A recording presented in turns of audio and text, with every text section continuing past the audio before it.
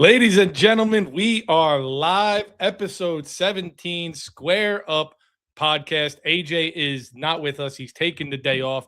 We gave him approved vacation. We sent him off, but he is lurking in the chat. He is. What happened there?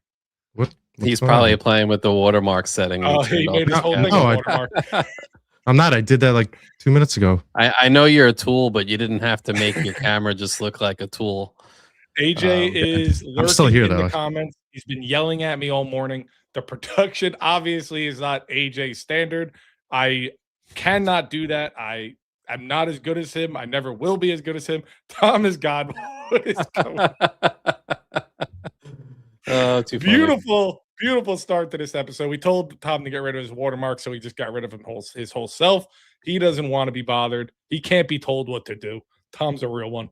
Mike, how are you today? How was your week? It was pretty god awful. I've been going through all the stages of depression. I don't know what the stages actually are. What is it, like acceptance, denial, anger, regret? I felt all of them.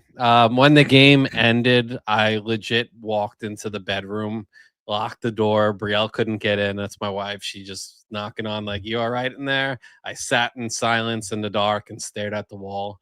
It was a good time. It was a good week.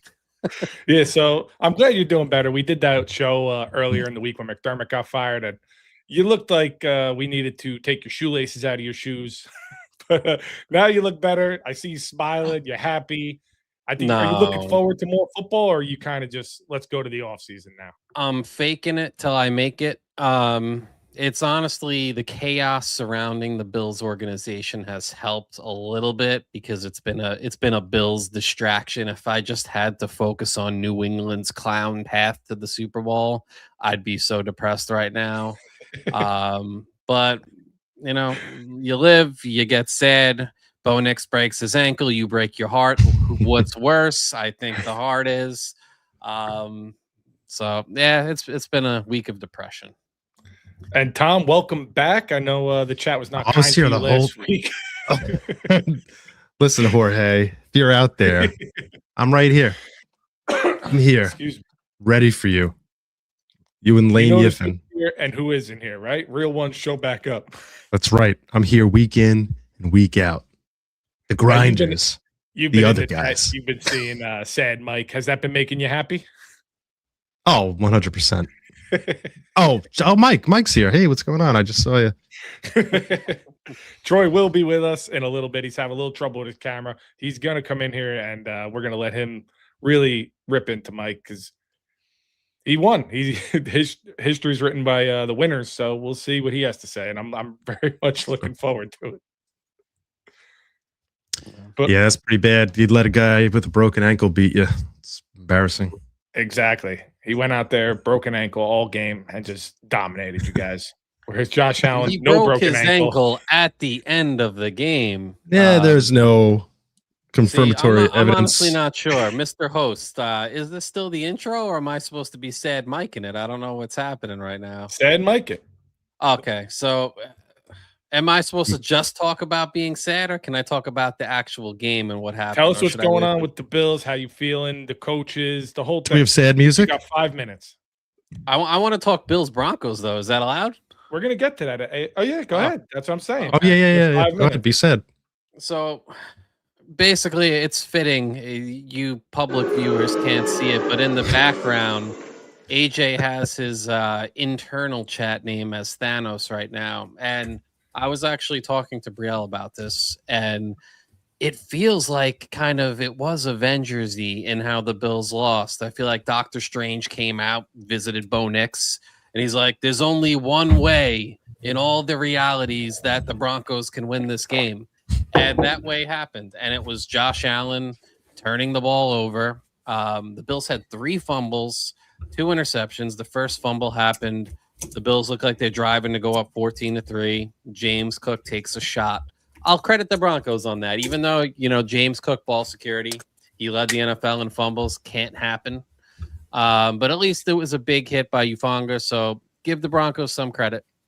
Then all of the Bills' missed opportunities and issues, Josh Allen holding the ball out away from his body.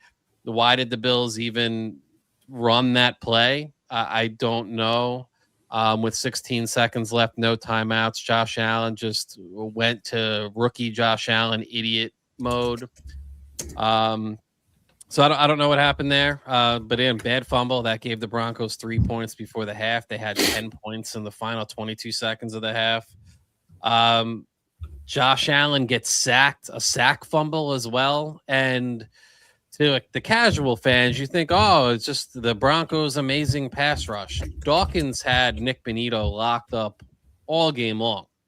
Nick Bonito could not sniff Josh Allen, but on that play, for anyone who actually watches the All 22 or the replays, the reason Nick Bonito got to Josh Allen is Khalil Shakir was supposed to chip Nick Bonito, and he ended up shoving him in beyond Deion Dawkins, like propelling him forward like it was a tush push around Deion Dawkins and straight into Josh Allen. So it was like a chip that helped Bonito get to the quarterback. That's a sack fumble. The Broncos get points there.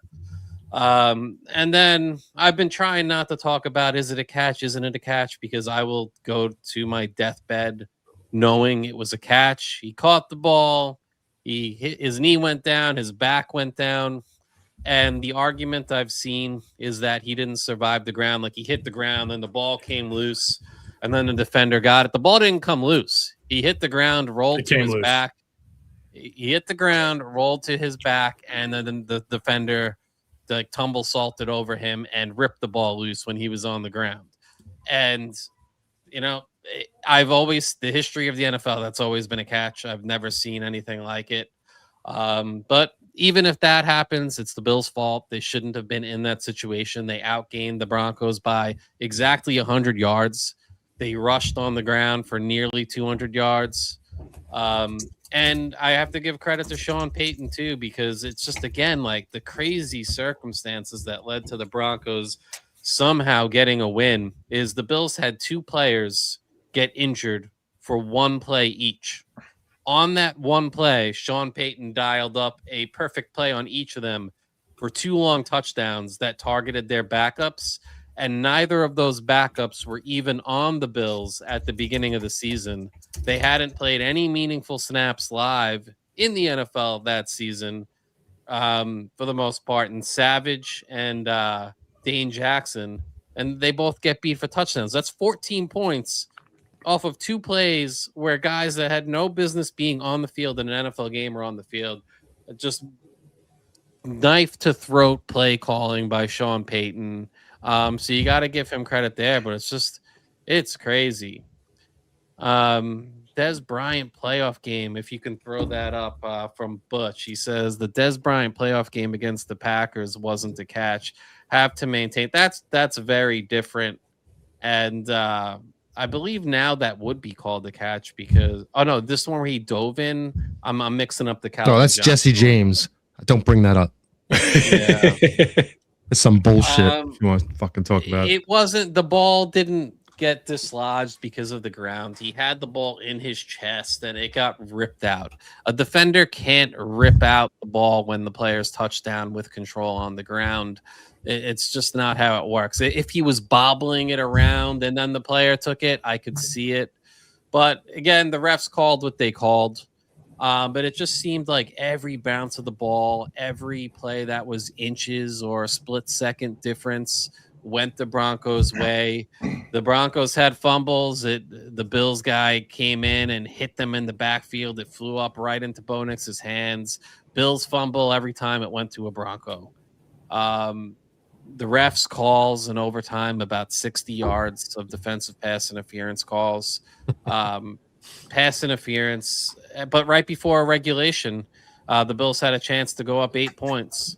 And Cooks was held in the end zone. They didn't call it. The refs didn't want to decide the game in that moment. And then a very ticky-tacky, not the second pass interference on Trey White, but the first one that was called on Taron Johnson. You can't call that there, especially if you're not going to call Brendan Cooks' arm being held in the end zone at the end of regulation. It's the same thing. The refs called it one-sided. Was it on purpose? No. But again, it just seemed like all the breaks went the Broncos' way, and the Bills were very Billsy. Ladies and gentlemen, Troy has returned. Am I all right now? Is it better? Well, hold on. Yes, you sound good. Speaking of holding, though, Chris, I'd like you to bring up the hold that the Bills got away with in the end zone. Oh, right. I will try to find that picture real quick because it is clear as day before the Brandon Cooks. Well, are you watching a still shot or are you watching the actual play? Well, that's the same thing about the catch. If you watch a still shot, it looks horrible. Live, it looks a little bit better. Right. A little bit. Like you can argue a little bit, but it's always been a catch. I still think that it's just like a judgment call and it should have been reviewed. Like that they were like, yeah, we're not reviewing it. That was a pick. I was like, okay, that was kind of quick. They reviewed it. They reviewed the pick after the fact, though. After the game, they confirmed that it was that was an interception, and Gene Steratore made a whole big Twitter thread about it, confirming the rule that it Gene was. Steratore is a Roger Goodell cock. He always backs it. And then but if you go back to Gene Steratore last year when the Bills were in the playoffs against the Chiefs, tie goes to the receiver. Bullshit happened where Cole Bishop jumps up, has the ball.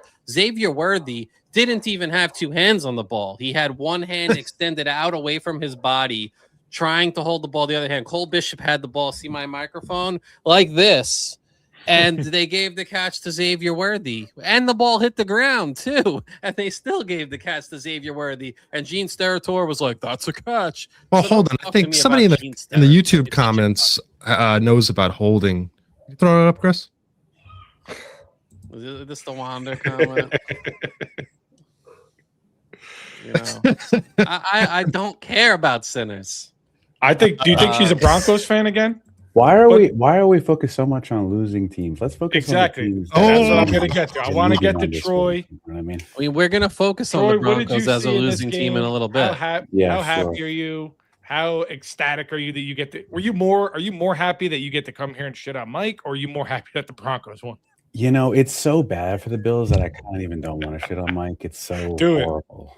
It's so, like, honestly, you know, if I was a Bills fan, I was thinking about the other side of it, right? I was like, the truth is, I'll be honest with you, Mike. I always liked the Bills. I always liked Josh Allen. I thought, you know, for me, the Bills are the perennial underdog, right? So they haven't won a Super Bowl yet. I always kind of root for them over certain teams, right, when they're in the playoffs. But what you did this season, Mike, was such a turnoff that I started to hate the Bills and all their fans, actually. So much now that I'll be hate watching in the future. That's what I'm saying. So yeah, you totally turned me on the team. A team that I liked. And by the way, I still do like Josh Allen. I think the guy's a great guy and a great quarterback. And I don't think, fingers crossed, but I don't think Drake May is going to have anywhere near as good a performance tomorrow as Josh Allen did. And I think we're going to see similar turnovers probably tomorrow. But the point is, so was I happy? Of course I was happy. You know why I was happy, aside from the Broncos winning, because obviously that was the number one thing.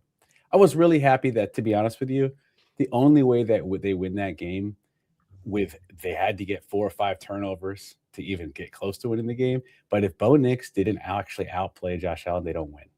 So Bo Nix played one of his best games of his career in the biggest moments in the divisional playoff game. Unlike a lot of other quarterbacks who are supposedly really good, right? Like CJ Stroud, for example, and other quarterbacks that get all the praise. Bo Nix, who gets constantly shit on, even on this channel, comes in, gets 3 touchdowns. Should have been 4 if it wasn't for that last pass interference call. Would have been 4 touchdowns, over 300 yards, 1 pick. They didn't have any running game whatsoever. The guy had to literally carry the whole offense on his back. Okay, the receivers were dropping the ball. Pat Bryant went out. He was 3 catches in a row. He goes out for the game. They didn't have Bryant. They didn't have Franklin. They were down 2 starting receivers, and Bo Nix had to literally will that offense to score the points that they did. Now, the defense, they played a really bad game, and they are lucky that they are able to cause turnovers, or else they lose that game, and that's just the reality. I'm trying to be objective. I don't know what's up with the defense. They were great, and now they're like mediocre right now.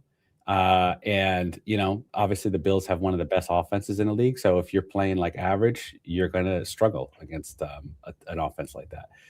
Let's see if they can get it together tomorrow. I really don't know the truth. But yeah, overall, you asked if I was happy, how I felt. I'm not really trying to shit on Mike. Mike's a good guy. I just don't appreciate the real hate against Bo Nix. A guy has only done things like win and really pull things out in the clutch. He's one of the most clutch players I've ever seen personally, at least on the Broncos.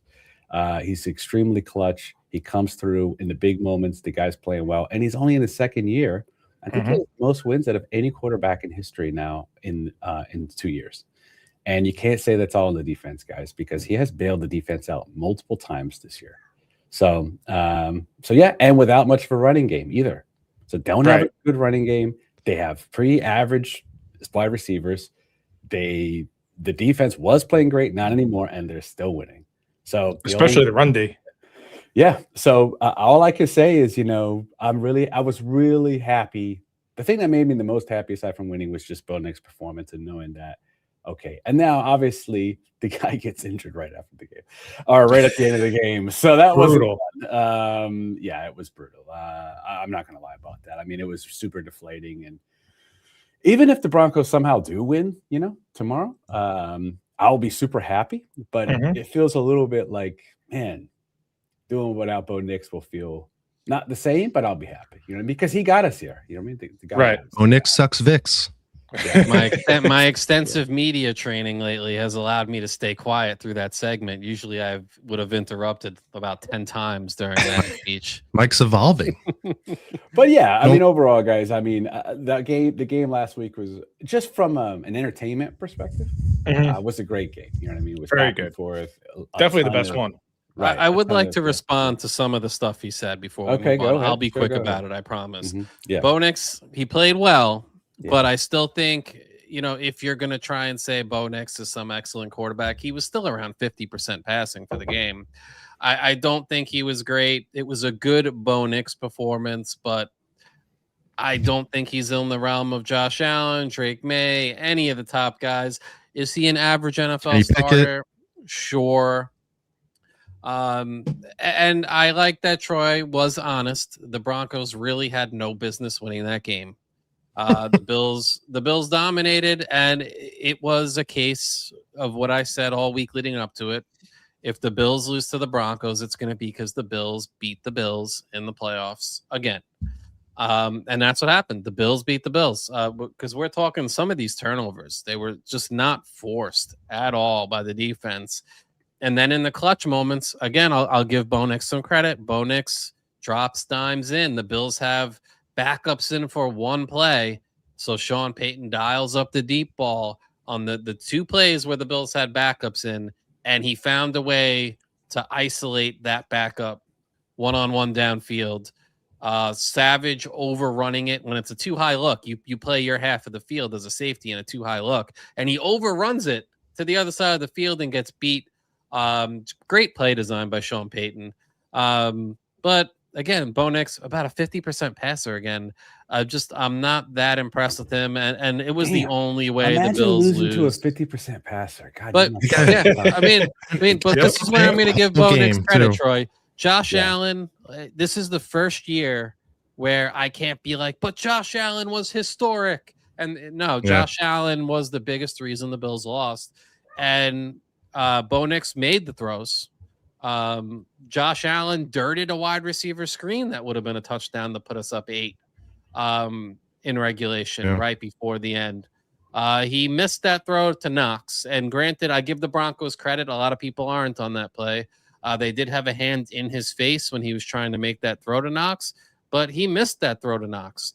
On the one interception that the Broncos did earn, and that was actually an interception, not a fake interception, Josh forced the ball deep into double coverage, underthrew Curtis Samuel, and you have Shakir wide open about 10 yards ahead of him.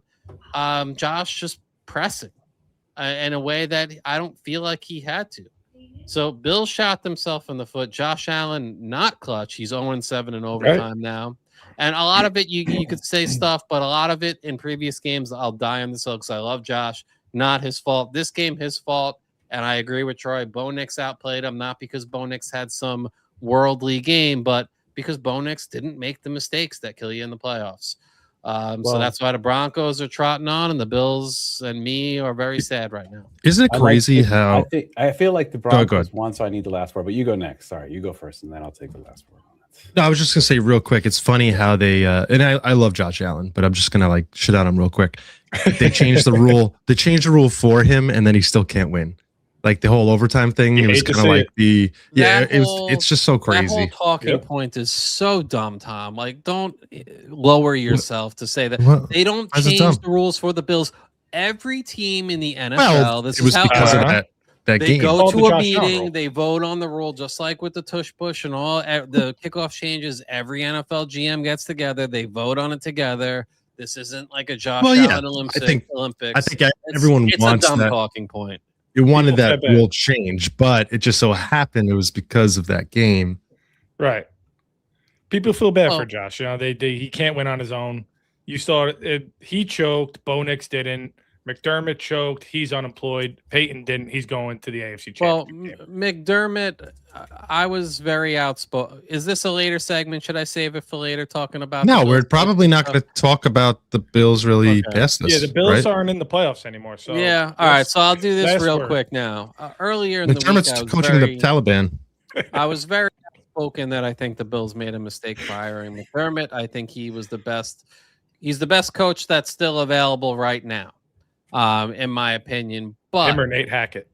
The further away from the loss and the firing I get, the more okay I feel with it, because I've been deep diving through history while forcing internal suffering. It's like I'm a masochist. I'm hurting myself. I rewatched the 13 seconds sequence. The Bills special teams coordinator wanted to squib kick it. McDermott wanted to boot it out the end zone. And then McDermott took over the play calling. The Bills are like 30 yards off. And McDermott did his patented defensive timeouts before both of the Mahomes completions that got them into field goal range. And what did he call? Stand 30 yards off.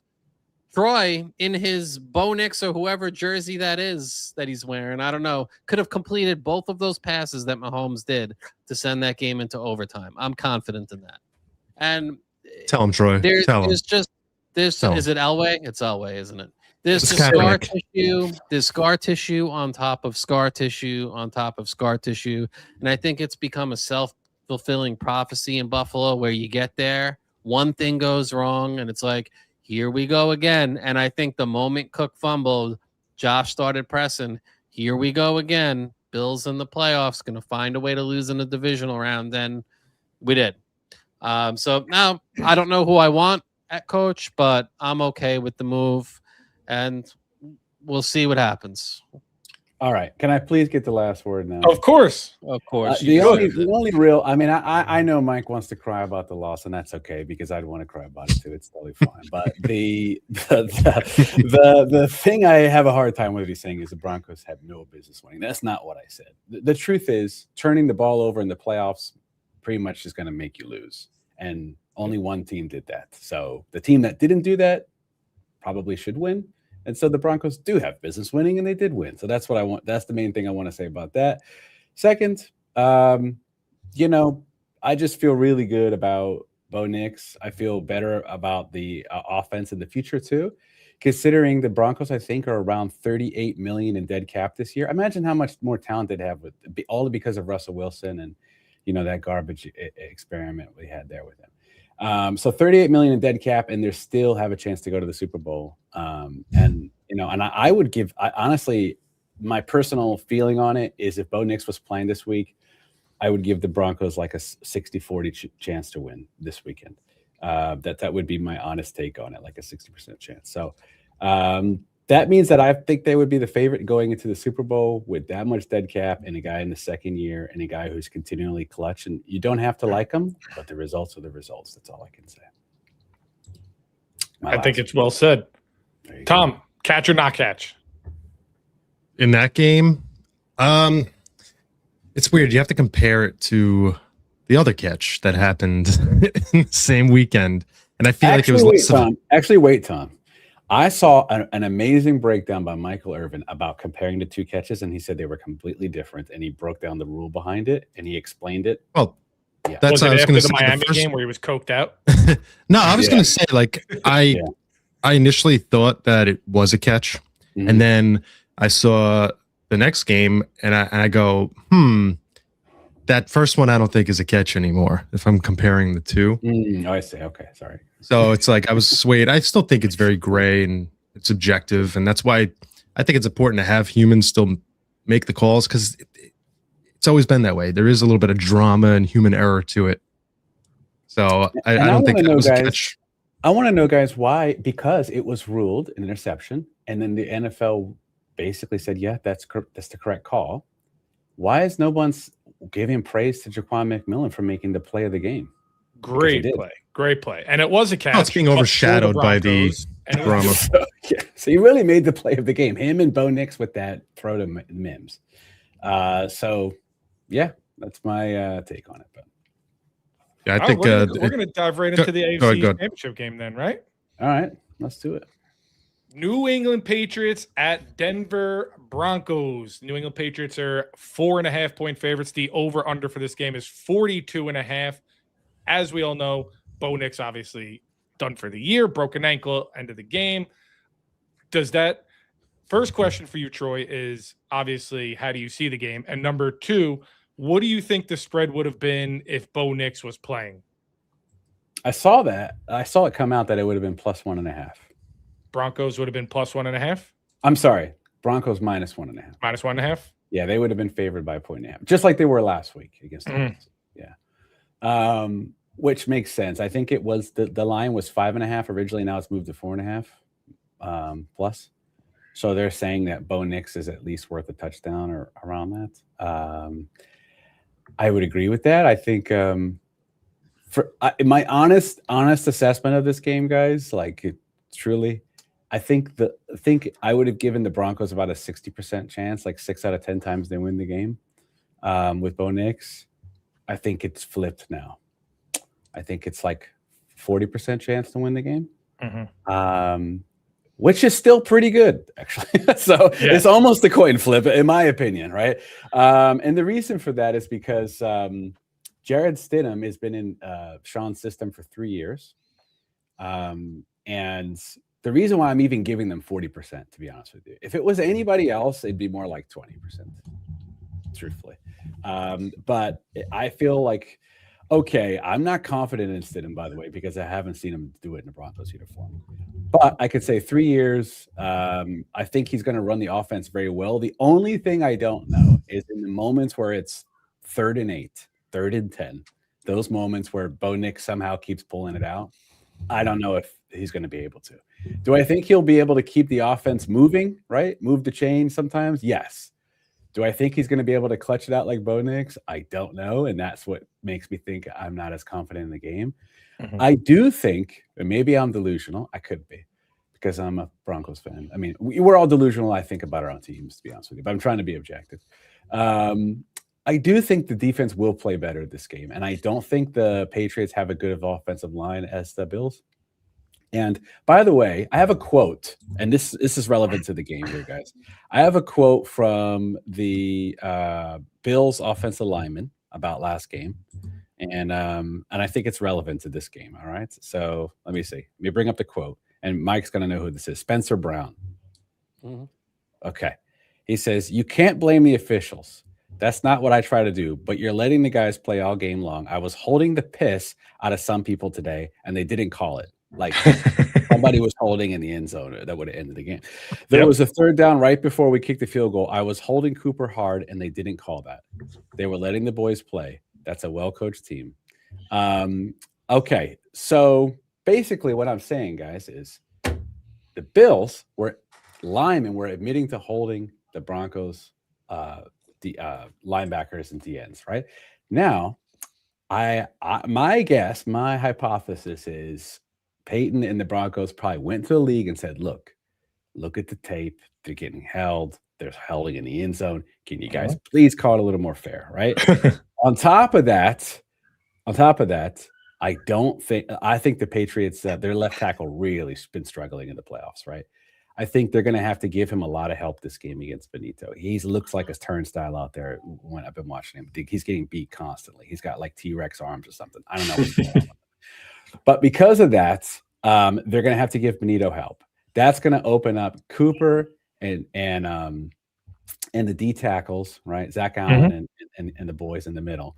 And also, I think you're going to see some blitz stunts to surprise May on top of that if they start having to put 2 people on Benito because to help out the left tackle. My take on it is the Broncos are going to get even more pressure than they did last week this time. And it's going to be even louder than it was last week. And the weather with the wind chill, it's going to be around 0 degrees, I heard yesterday. So it's going to be very cold.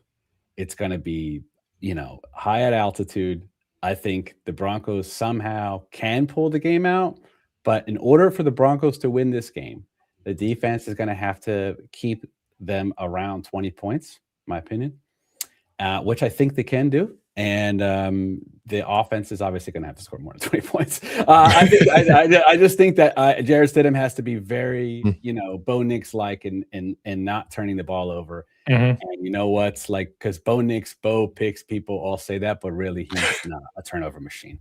So, and the Bo Nix, one of his main strengths is not taking sacks. To be honest with you, the Broncos offensive line is good, but they're not as good as they are on the stats. That's my honest assessment. They're probably like a top 10 offensive line, but Bo Nix gets out of so many sacks because he's so mobile in the pocket that they would have if Russell Wilson was back there, they would have like a ton of sacks, give you an example. So the point is, I think they have a shot, guys. I think they got like a 40% chance to win. That's my assessment. Yeah. It really sucks not having Bo Nix because now the run game was already not that good, like you said earlier. Now, when you have Stidham in there, that's obviously going to bring the Patriots up even further, in my opinion. Yeah. But as Tom was saying earlier, let's not panic on Jarrett Stidham. Tom, yeah, listen, Troy, I have a question. I have a question for you. Yeah. In 2015, high school quarterback class, you had the likes of Kyler Murray, Joe Burrow, Lamar Jackson, Sam Darnold. Yeah. Who do you think was the #1 rated quarterback in the entire country that year? Stidham. Yeah. 5-star recruit, Jarrett Stidham, dual threat. Yeah. For all those guys. Right. So only 10 years listen, ago. I mean, dual listen, that's threat. Yeah, dual threat. 4-8-1. Yeah, dual threat, baby. Here, I'm not saying that it's like you insert and you get another Bo Nix. Right. But I think people are underestimating Sean Payton scheming stuff to his strengths and that altitude as the game goes on and that defense could hold strong and keep the game close. I think anything could happen. Right. I am kind of leaning more on the Patriots to win. I want, like with my head, but with my heart, I want the Broncos to win. I think it's very feasible, but because the Patriots just played that awesome defense last week, so that's like they've been tested last week, and it was a really rough game. And I feel like after you play defense like that, everyone else just feels like it could be easy mode. Especially like you said, the Broncos are kind of lapsing in their defensive assignments. Right. I don't know what's up with that actually. Yeah, and the Broncos, like, here's the thing too. It's like you don't have an offensive weapon where it's like, let's lean on this guy and he could carry us. Right. There's nobody there. Like Sutton would have been the guy like maybe a few years ago, but still he's like, it's almost like me with Metcalf. Like it's kind of like that one-trick pony where he could make those deep contested catches and get you big plays, but it's not somebody you could just feed the whole game. They'll just double him up and then make you beat them with somebody else.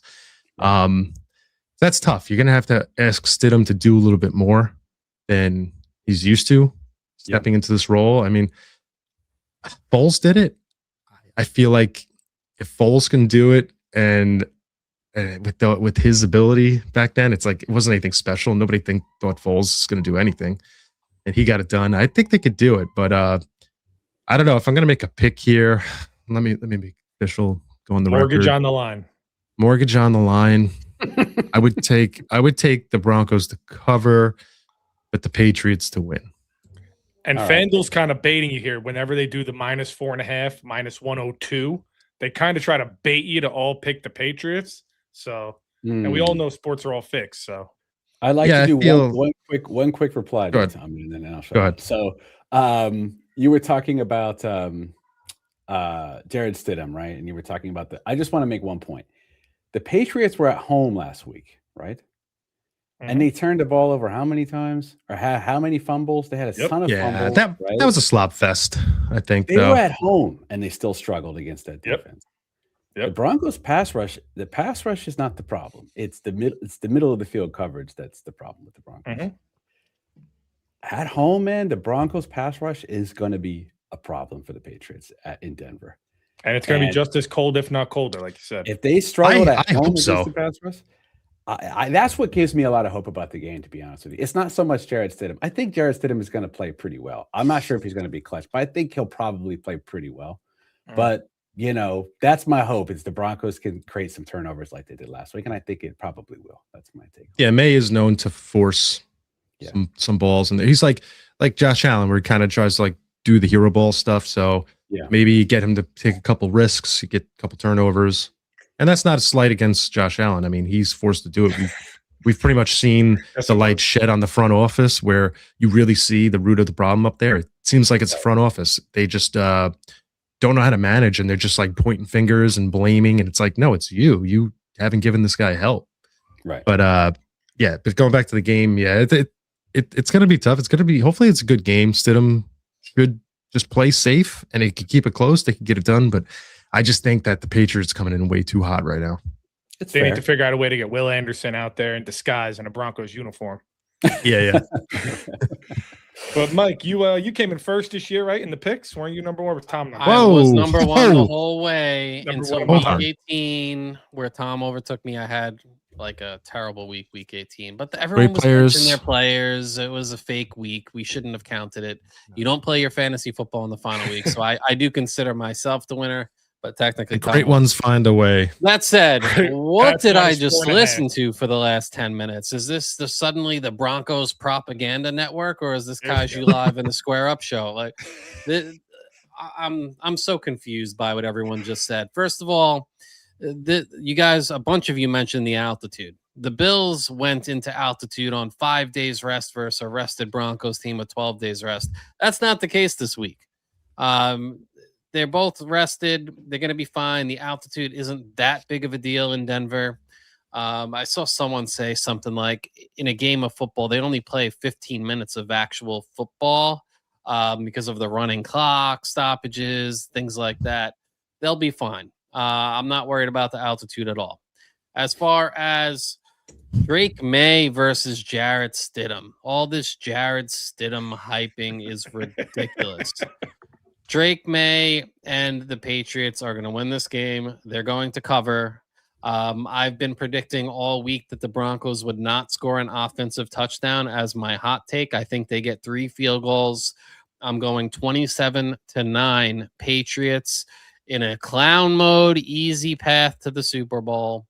That Patriots fans are going to hype up as, oh, Drake May went through the greatest gauntlet of defenses ever to get to the Super Bowl. Yeah, but he didn't play a quarterback the whole time. So, unfortunately, because I am rooting for Troy and his Broncos, because I don't blame the Broncos for the Bills losing. I blame the Bills for shooting themselves in the foot. So there's no animosity there. I don't think this Broncos defense is as elite as some of the statistics leading up to the playoffs have said.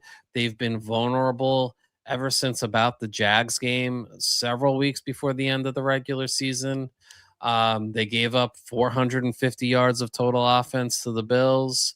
And I don't think you can count on 3 fumbles and 2 interceptions and every bounce and call going your way in overtime to get you to a win again this week against a well-coached Patriots team with Mike Vrabel.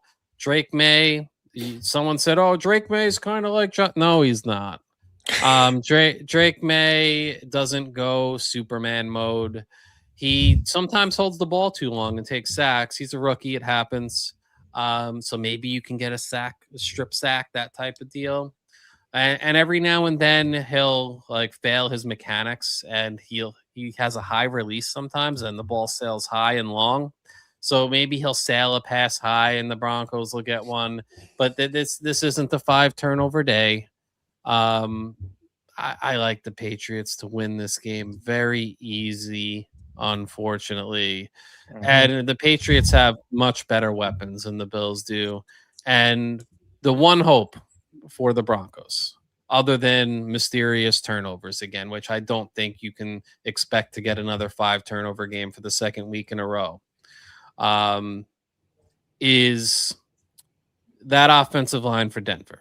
They are not a great run blocking offensive line, but in pass protection, solid. If Stidham can have a lot of time to throw, you're not pressuring him. Remember, Bo Nix is like a 60% passer. He often has games where he'll throw it 50 times and he'll be around 55% completion percentage. His average depth of target isn't long.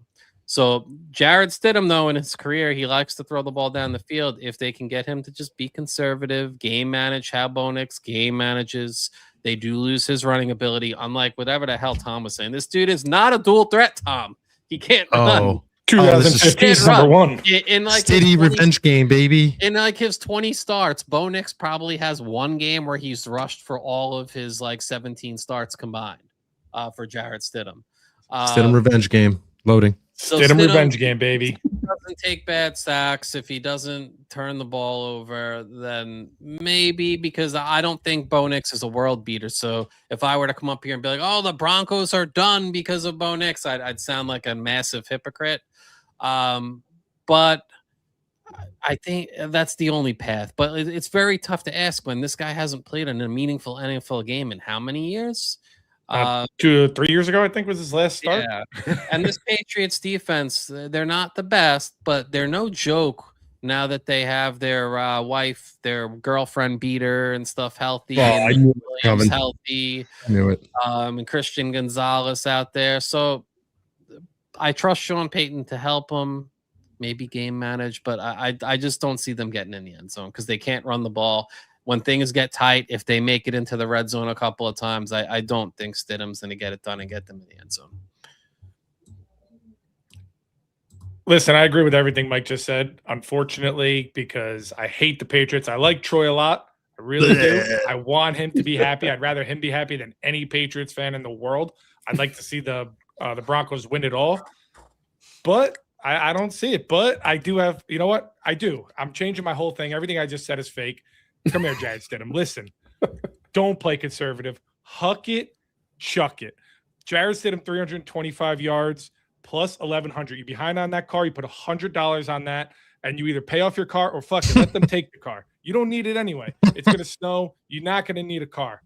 But Jarrett Stidham, 7th quarterback to start in the playoff in the Super Bowl era.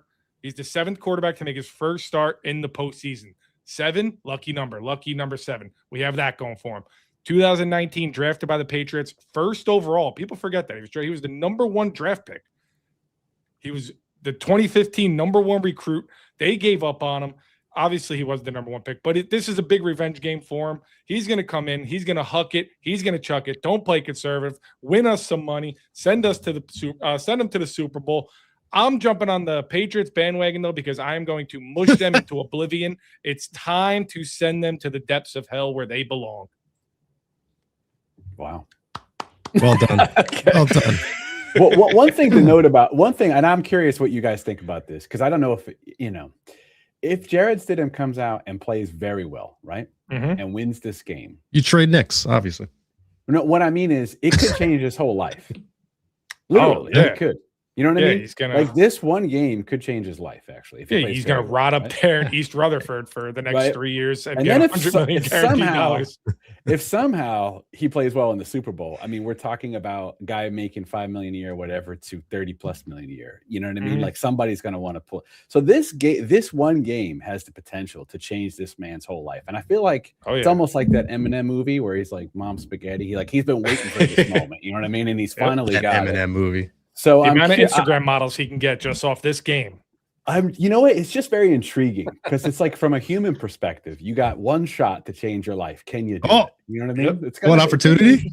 Yeah, you really do. To be honest with you, right? Jokes and spaghetti. I'm not saying he's going to do it, guys. I still think the Broncos have about a 40% chance to win. That's my it went up to 100. But you know what? 20% chance at best. 40% is almost a coin flip, so I'll take it. You know what I mean? That's my take on it. So that game is on 3 p.m. Eastern Standard Time tomorrow at 6:30 Eastern Standard Time. We have the LA Rams at the Seahawks. Mike, we're going to start with you. The spread -2.5, over under 46.5, and that's what the Seahawks giving 2.5. Okay. Yeah. Actually, unlike the other game where I just didn't care because fuck both those teams. We got this game. I wrote a couple things down because I just found it very interesting. It's going to be a great game. One of the toughest games of this entire playoff season to predict what's going to happen. This is a grudge match game. They split. Oddly enough, both road teams won in their games that they played. And the Rams have outscored in those two games. The Rams won 38-37 in overtime. And then the other game, was that the Rams that won that? Oh, the Rams lost the overtime game 38-37 and then won 21-19 despite Darnold throwing 4 interceptions that game. They only won by 2. So the Rams have outscored the Seahawks in 2 games by a total of 1 point. The Rams in those 2 games won the turnover battle 7-1. That's crazy. They gained nearly 600 yards of total offense. They won the turnover battle 3-0 in the 21-19 game, and it's still close. These games have been so close despite Darnold having maybe his worst performances of the year. I don't think this Rams defense is all that great. In EPA, they are around like 10-14 in that range in most metrics. So they're not like a clown defense by any means, but the Seahawks, their total EPA, believe it or not, is like 1/10 of a point behind the Texans. This is a smothering defense. This is a defense that can stuff the run. They can make you one-dimensional. They can get after the quarterback. These games against the Seahawks is where Matthew Stafford looked like the MVP. But lately, Matthew Stafford has been kind of up and down. Like, is there something bothering him with that hand, even though he hasn't had protection on it? I don't know. I just feel like this is so much happening, even with the receivers. You have JSN led the NFL in receiving. Puka less than 100 yards behind them at number 2 in the NFL. So many good talking points. I just think the Seattle defense is too good. I hope and pray for Mr. Sammy Darnold's benefit that he doesn't see any of these. You lose the turnover battle 7-1 over 2 games, and the point spread in those 2 games is 1 point. So Sam, just don't turn the ball over. Tie the turnover battle, lose it by 1. And you win the game. Don't be the Bills, basically, Sam Darnold. Don't be Buffalo. Right. If you don't play like Buffalo, I think the Seahawks can win this game. I think the Seahawks are the best remaining team on either side of the playoffs. And if they play well, they should win it at home, even though, like I said, in this series so far, both road teams have won. Troy, who do you want to see in the Super Bowl this year? Who do I want to see? Oh boy, that's a tough one. Very good. I guess I'd rather play against Sam Darnold though than Matthew Stafford. So maybe the Seahawks. I think I'd rather see the Seahawks. Yeah. I'm surprised by that answer, Troy, because I think your Broncos would fare much better against the Rams. Okay. You're not going to be able to run the ball at all against the Seahawks, and your dink and dunk style offense. Ooh. The Seahawks, I think it's a bad matchup for you guys, whereas you have PS2 that can try and take away Puka.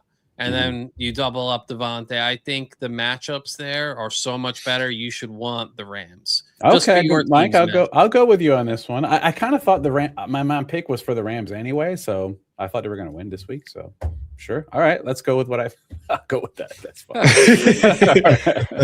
right. It's the first time I've ever convinced Troy of anything. Yeah, seriously. Mr. Thomas. Yeah, I think the Rams. This game is hold on. Let me do my hosting thing. Okay. Let me do my hosting thing. Rams are the number one scoring offense. Seattle's the number one scoring defense. How does that impact the game? Who do you like? Go. Now go. Sheesh. Both offenses and defenses score. Seattle wins. No. These are Brits picks, right? I mean, listen, defense always holds up in like the postseason. That being said, like this is such a good matchup. I just want to say it's like this is the Super Bowl. Like if we can have this matchup, this is such a good, like they've already split the series. This is the rubber match. It's to go to the Super Bowl. It's such a good story. It's going to be a great game.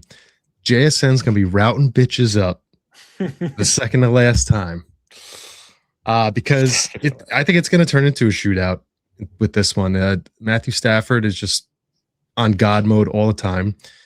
But Sammy Dimes, it's his time to shine. He's going to lead the Seahawks to the Super Bowl, and they're going to finally beat the Patriots in the Super Bowl. And I said it before we went live, but Charbonnet's hurt. So they have a little bit of a void in the backfield there. Maybe you sign somebody to a one-day contract. Maybe somebody with dreads. Maybe somebody that can capitalize on a 4th and 1 run to seal the deal. But no, what's going to happen is going to throw a quick slant. It's going to get picked off because Malcolm Butler just snuck on the field, put a Patriots uniform on, and that's it. But yeah, I think for this game, it's going to be shootouts. It's pretty much like a coin flip. But I'm going to take the Seahawks here. They're at home. I just want to see Sam in the Super Bowl to show the Jets like, hey, look at me. There we go. Look at me. Remember when you gave up on me when I threw the first pass? I have a question, a quick around the horn. So all you ever see is the media talk about they shit on the Jets when it comes to Darnold, right? He's the first quarterback to win 14 games on back-to-back seasons for 2 different teams. Why do the Vikings get a clean pass here? He was awesome with the Vikings. They let him go. They sucked. The Jets let him go years ago when he sucked. And it was stupid to let him go. But why is it always, oh, I can't believe the Jets let him go. The Jets. How come no one talks about the Vikings?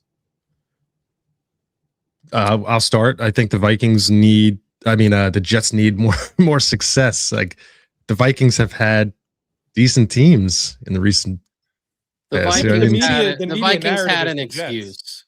No, I mean the Vikings had an excuse because are you talking about for not keeping Darnold? Is that I'm saying that the Vikings don't get shit on for letting Darnold letting him go? Yeah, but the Vikings had a rookie quarterback. They invested a lot in. You had to see what you had with him. Sam Darnold did crash out of the playoffs, so with that Sam Darnold crash out in that Vikings playoff game combined with the fact that you drafted a rookie really high in JJ McCarthy, they were in no man's land. They had no choice, unlike the Jets, who just who knows what the hell they're doing at any given moment. He wasn't good with the Jets, is what I'm saying. He was awesome this year. That is true. I mean, I see that, but the market is like there's 3 reporters in Minnesota and 3,000 in New York. Yeah, but when the Jets drafted Darnold really high, though, he was very young. He was very raw. I believe he had only been a quarterback for a couple of years. It was always known that Darnold was a project. And the Jets, they get penalized for A, not developing him, and B, not sticking with him, and then C, having no success thereafter in years and years. So the Jets why are you asking why the Jets are picked on, Chris? Come on. I'm saying why are the Vikings getting a clean because they drafted a guy. I mean, they had no choice. Though. Look at all the 9 memes. I would say at least 25 other franchises of the 32 or whatever in the NFL would have made the same decision the Vikings did because they drafted a guy. They had the investment out there. The investment wasn't in Sam, and Sam had just dropped the playoff game. They had no choice. Yeah. But what would be the negative of having a 22-year-old quarterback sit behind Darnold for 3 years and pick up the helm at 25? And you saw the Vikings; they sucked. So there's not many examples of that. The only one I can think of is Jordan Love in Green Bay. But aside from that, it's just not really how things are done anymore. Quarterbacks are expected to play right away and be good pretty early. It's kind of unfair, but it's just the way of the land right now. If you look at Chris, I mean, I think this is a great question. I think it's all about expectations from top, high level draft picks, honestly. Like that's really what it is. I mean, to your point though, a lot of it has to do with coaching and developing quarterbacks, right? I think people are just so quick when quarterbacks struggle when they're younger to just get rid of them, right? But there is a lot of talent in these high draft picks. You just have to mold them. You have to be able to have the talent to coach them, obviously. And when they struggle, not go, oh my God, he's terrible, replace him. I think there's a few quarterbacks who have ruined things. For example, everybody's not Patrick Mahomes, right? Hardly anybody is. Hardly anybody's going to come in and just play incredible like right away. It's just unrealistic. So, I just think people need to give these young guys a few years, and you need good coaches, right? And I think an example of that obviously is the Broncos, but there's many other teams who have been developing young quarterbacks, giving them time, letting them grow, right? And you need strong coaching. And I think maybe that's, and I'm not trying to be insulting, Chris. I'm just saying, no, of course.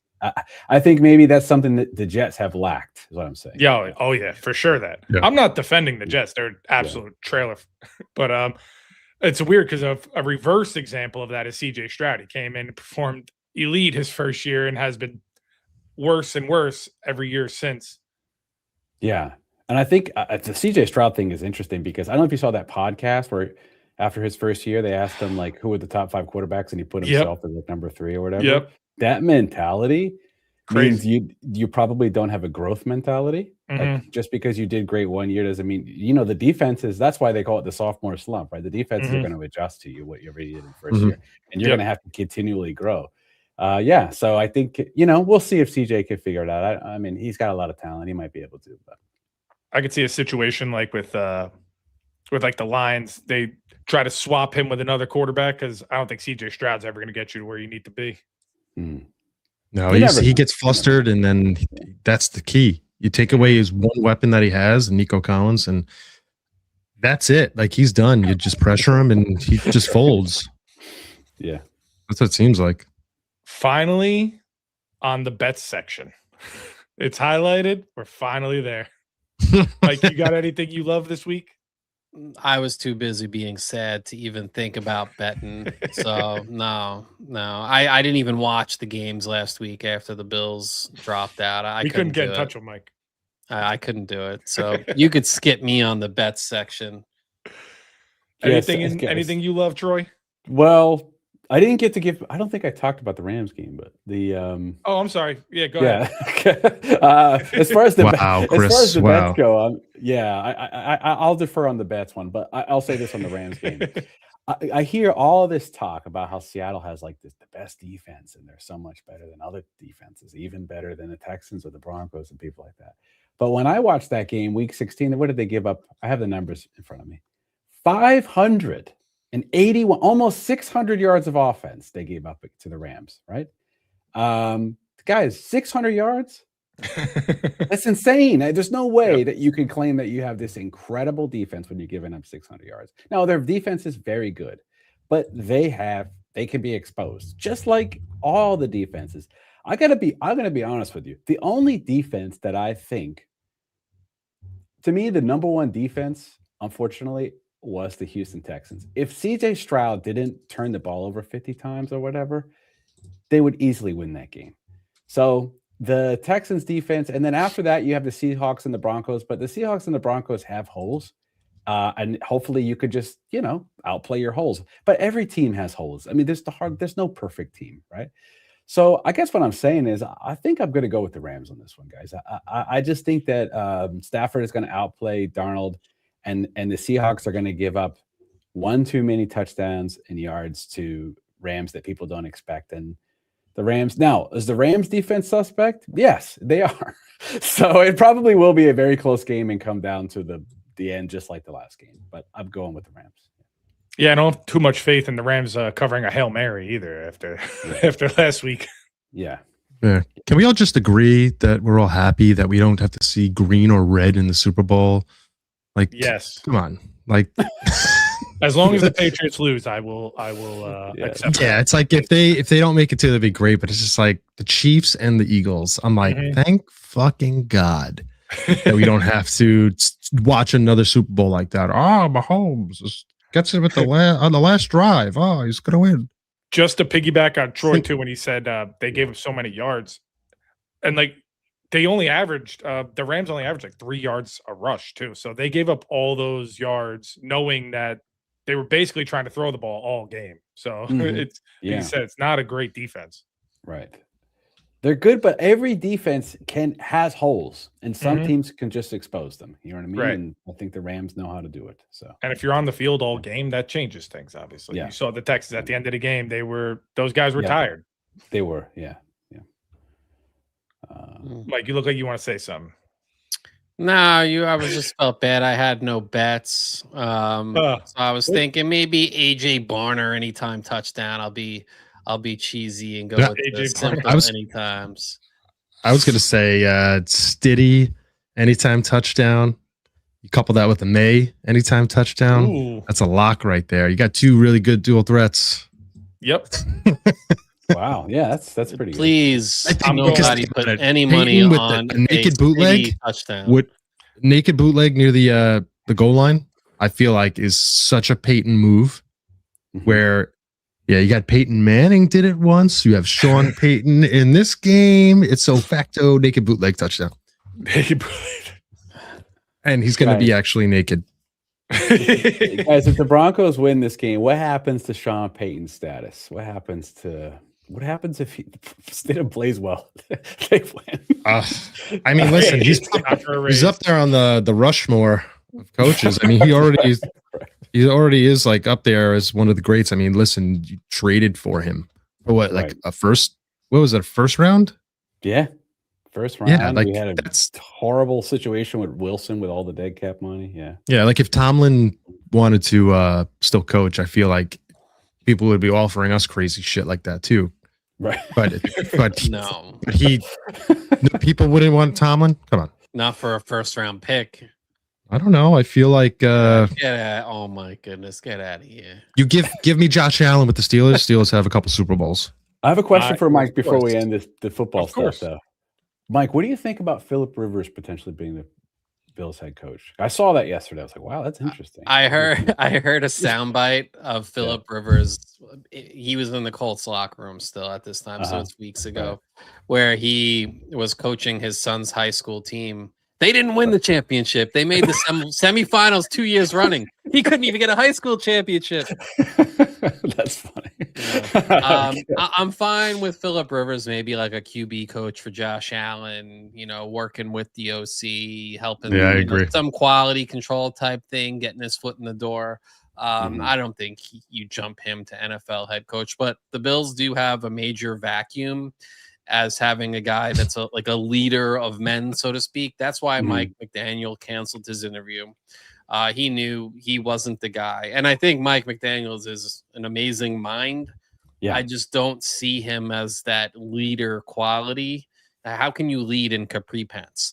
So I would love him as an OC. So that I think the Chargers next year are my early Super Bowl pick. Well, he might go to the Raiders. He's interviewing for the Raiders too. So I'm sorry, Mike. I mean, if he gets that head coaching position, but just even with they don't get Mike McDaniel, the Chargers losing Slater and all the offensive line injuries, really they got done dirty this year more than any other team by injuries, in my opinion.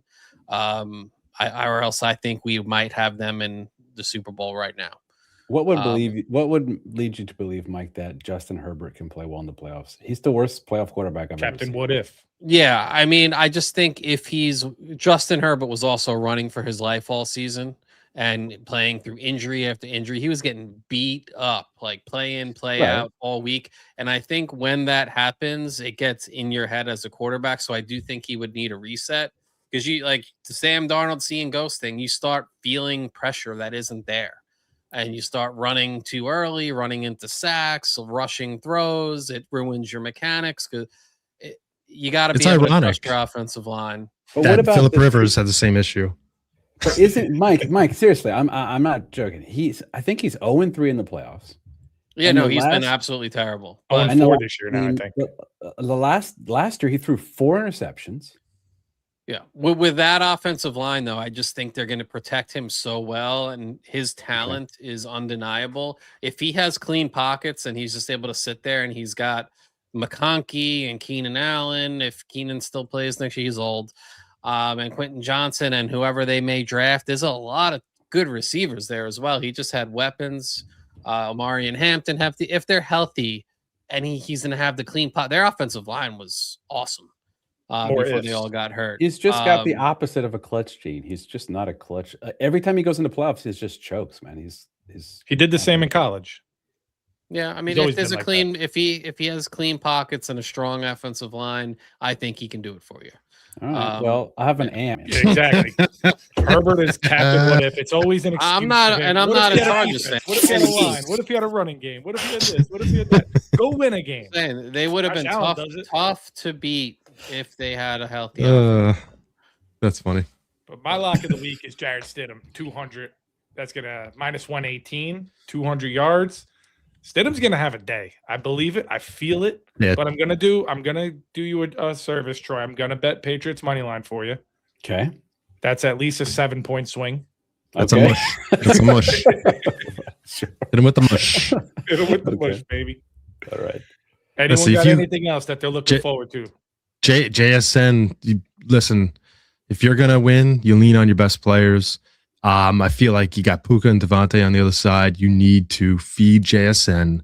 You got to get him going early, get him a quick screen or two, and he could get off to the races. He could blow open this game, because then once you can't cover the slot guy, like your defense must be terrified. Like now you got to make sure you can't cheat, you can't take risks, and use your instincts as a defensive player. You have to play discipline and make sure that guy doesn't kill you, because if him and Sam Darnold get on the same page, it's going to be a shootout. And I don't know, it could go either way, but I just want to see the Seahawks win, get in there. I want to see Darnold too. I got a couple quick things as well. I'm going to give some positive vibes, if I can, for the Denver Broncos to hopefully take down the Patriots, even though I don't see it happening. I looked up Jarrett Stidham's best NFL performance. So I'm going to read this off here. Week 17 of the 2022 season versus the Las Vegas Raiders. Oh, no, he was on the Raiders, actually, versus the San Francisco 49ers. He threw for 365 yards, 23 of 34, 68% passing, 3 tutties in the air. But even in his best game, he had 2 picks. But hey, 365 yards. That's what I'm saying. Who knows? He's older. He's wiser. The dual threat was showing. He had 34 rushing yards. What a beast.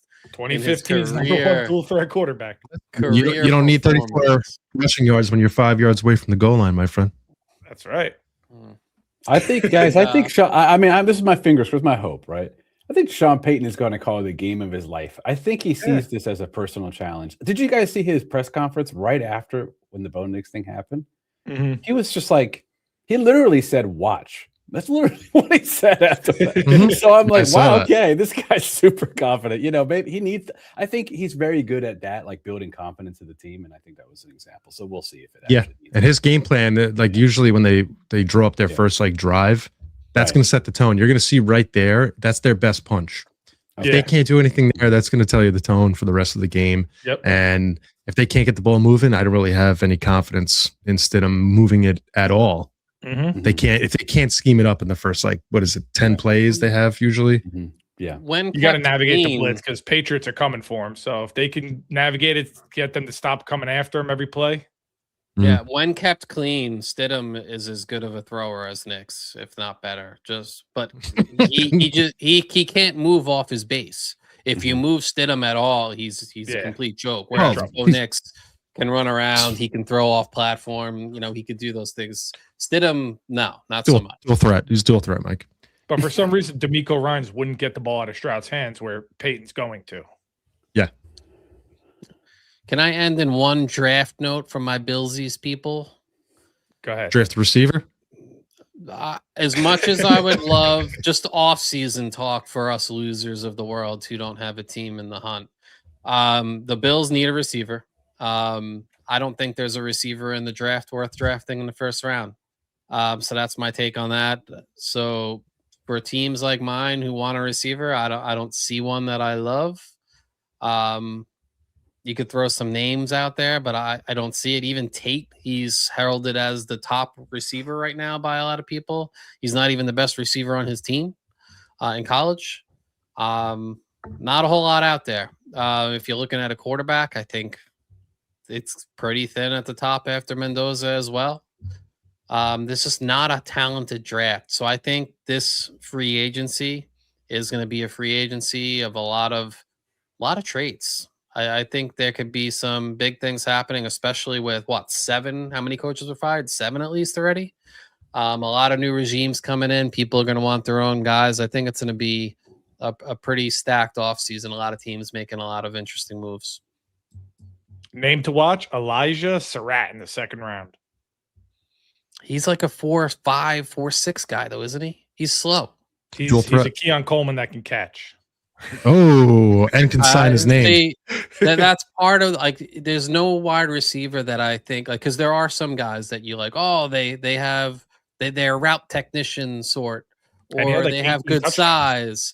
But there's not any of those guys that have the size, the speed, and the routes. There's none of those guys in this draft. No one that blows you away. So I think all the wide receivers are at best starting from a second round draft grade for me. And then you work your way back. You try. There's a lot of line. Bolden. I think anybody would want that. That's what I mean. Like a second round bad on the combine. I mean, look, Antonio Brown was not drafted in the first couple rounds. You got to find these gems in the draft. These teams, certain teams know how to draft certain positions very well, and that's just it. You just got to get lucky on some of them. Nobody thought Purdy would be a starting quarterback. Everyone that's watching, if you haven't already, click that thumbs up. It helps us tremendously. Like, subscribe. We all good? Everyone got everything? As always, like and subscribe and be on the lookout for more content from Kaiju Live. Thank you, everyone. Have a great weekend. Go Horses and Hawks. Driveways. What'd you say? Bye. I said go Horses and Hawks. That's it.